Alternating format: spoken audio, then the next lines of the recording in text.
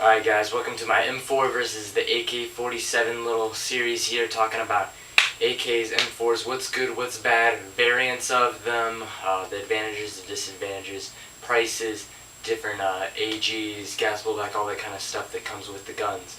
Right here, got my Kalashnikov AK-47. This is the gun I'll be showing in this video. Also, the WE MK16, which is a variant of the M4. Now I showed you the guns, let's get into the AK-47. Alright guys, the AK-47 was made by Russia, obviously, during the Cold War era. Basically, when you get an airsoft gun that's AK-47 or AK-47 variant, usually if you get the nicer ones, they come with full wood and full metal. When I first got this gun, I thought this was very heavy. Obviously, there's a lot of metal parts on here. You have your upper and lower receiver all metal. I do have a rail on here. Take that in mind. Usually that wouldn't be on here. Also, your magazines are typically metal, depending on what you get. But it is a very heavy gun, and it's a little front heavy. That's one thing to remember. Also, the sling attachments aren't perfect on here. They're not your new modern day sling attachments. They're very simple, kind of designed for the 2-point sling that they would have used back then. Also, fire selector, not ambidextrous, is on the right side, which for lefties, you know, be cool, but everything basically, on your fire control, everything is basically on your right hand side with your bolt there. This is a blowback version, so you would hear that come back and forth. Many AKs don't come with blowback. This is an AG, but most AK-47s are either going to have wood, plastic, like I said before, or metal or plastic. If you do get mostly the plastic AKs, they will be a little bit lighter. So remember that. AK-47 also is very narrow. There is not a lot of space. It's not very wide. Like a lot of M4s, you have that whole forward grip there, and it's a little bit different of a feel. It's very slim. If you were lying down with this, you could easily put it under something. Very narrow, very easy to use there. Let's get on to some prices and some other things. Alright guys, we're going to talk about prices right now, about AK-47s and when you're buying guns and economically about them. Typically, AK-47s, though they aren't very popular, usually aren't that expensive. There aren't too many super high-class AKs out there. If you're looking for more of an intermediate, more advanced level, when you start looking into buying actual guns from online or going to a nice store, AKs are not as popular as M4 series or more the European guns. Knowing that, most M4s, the companies that make them, they're not too expensive. Yes, there are some expensive ones out there, and yes, there's some very cheap ones out there. But AKs are very easily able to make any of the materials on here all plastic or really nice. So there's a lot of variants in between that, but remember, not a lot of companies make AKs. So if you are really staying with one company when you talk about buying guns and stuff, that might be difficult for buying an AK because AKs just don't run through every manufacturer.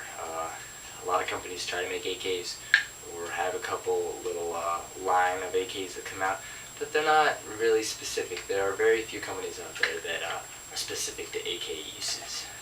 Alright, now to M4s. And alright, so we have our SCAR here. It is a variant, but let's not get into variants right now. M4s, typically, you have two basic versions, and this might not be super accurate on technical terms, but what I like to call it is you have your full stock, which this is not. You have your full stock versions like the AKs, and you have your collapsible. Basically your two. Now they might have a little bit of variety, but you have your collapsible and full. which is nice because when you have an M4 you have that option of being collapsible or full stock, and usually the collapsibles will be a little bit lighter, but they'll be sacrificing large battery space that you could have in the back of that stock. Also, most M4s, well, on basically every single one except for the very early versions, will have a little bit of rail space. A lot of them will have large amounts. They're also very upgradable, and you can interchange parts very easily because most companies will work on the same dimensions as the realistic versions. So you can have a lot of rail space. A lot of M4s, you can have whole top rails, side rails, and bottom rails. Also, great thing is M4 mags are almost universal. Even though this is a gas gun mag, for AEG gun mags, I could use almost any M4 mag on any other M4 AEG as long as it's an AEG, which will cut down on price a lot. There is a lot of competition, and also you can get any color, any style, metal, plastic, all that kind of stuff you want. Also, sling attachments are all over the place with M4s. Newer M4s have sling attachments all over, with swivel swings, all that kind of cool stuff you can do. With the rail space, you can even get one of those Magpul forward attachment points and put a sling attachment up there. It's very easy, very good for the modern day look, and very useful. Also, there's a couple other styles with M4s that are useful. Since you have all that rail space, you will typically have an optic. If you want to spend the money for it, you can put an optic up there. The good thing with that is you will have flip-up sights that you can lower, get out of the way, and then flip back up and look through the sight. With AKs, you don't really have that. You have to work around that sight, which can get in the way a lot of the times. Also, with these, they are very universal with part changes. If you go onto websites, they will have parts all over the place where you can buy M4 stuff for it. Lower receivers, upper receivers, stocks, forward grips, barrel attachments, flip down sights, all that kind of stuff. Rail accessories. Of course, rail accessories can work on any gun, but a lot of things will work out great on M4s, basically everything. Since you have so much companies that make M4s, you can literally go to almost any company that you prefer and buy an M4. So you have a lot of options if you're looking for a gun that you're going to use in the long term, or use for quite a while at least, that you think you might upgrade at some point. You should definitely look into getting an M4 because a lot of competition, so prices will be lower depending on what kind of level you play at. A lot of universal parts, a lot of interchangeable parts.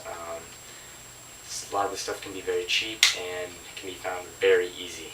Now let's go on to variants. Alright guys, for variants, I do know we skipped our little economic M4 session there, but for variants, for M4 styles, of course we have our scars. It's one model that you might see a little bit more than any of the other ones. Basically, you have your M4s, which are the workhorse. Most people have M4s out there. Then you have your scars, which are very similar. Typically, take the same M4 mag, unless it's a gas blow-out gun and you're using AEG mag. But the great thing about scars, you've seen my WeTech scar review, is lots of rail space, lots of little cool things that you can do with the folding stock and the cheek adjuster. But if you want to learn more about scars, definitely check out my other video, which is on my channel. Just search that up and totally subscribe with more cool videos. For AKs, not as much variety. They do make rails, which aren't like the real ones, and there are a couple different types of AKs. They do have the folding stock. They have the 74s, the 74U, and the normal 74, larger version.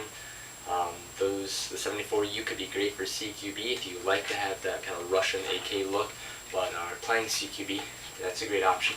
Not a lot of people carry those, but they do look great. AKs are more on the classical look of it.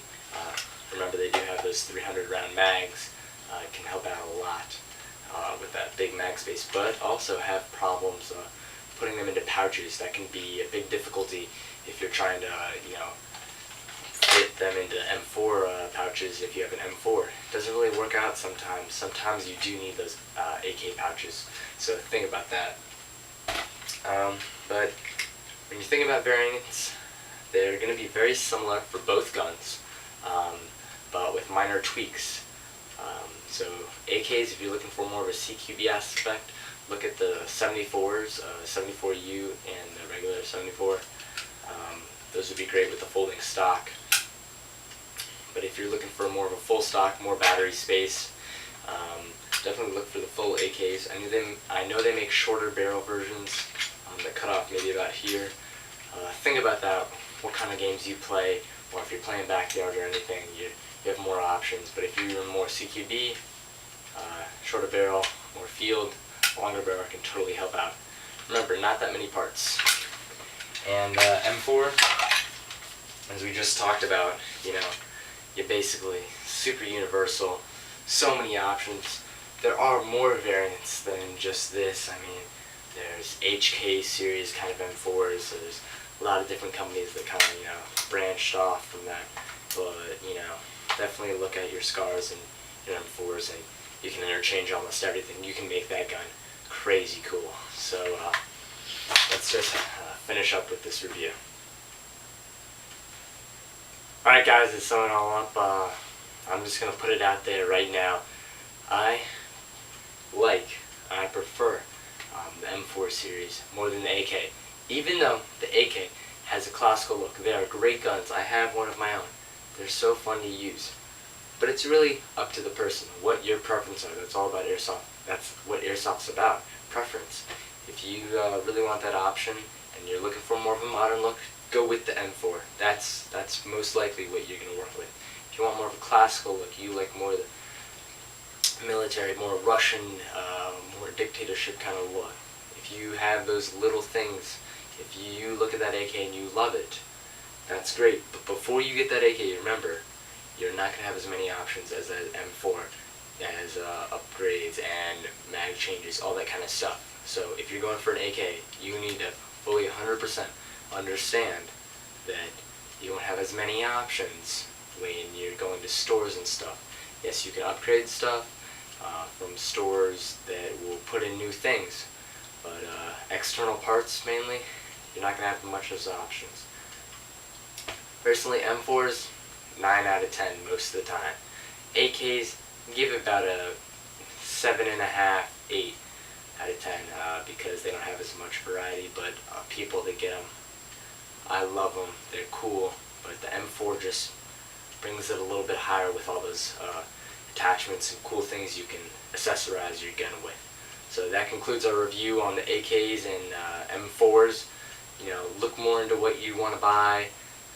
Ask me any questions that you want in the comment section below. Please like this video and subscribe. Peace, guys.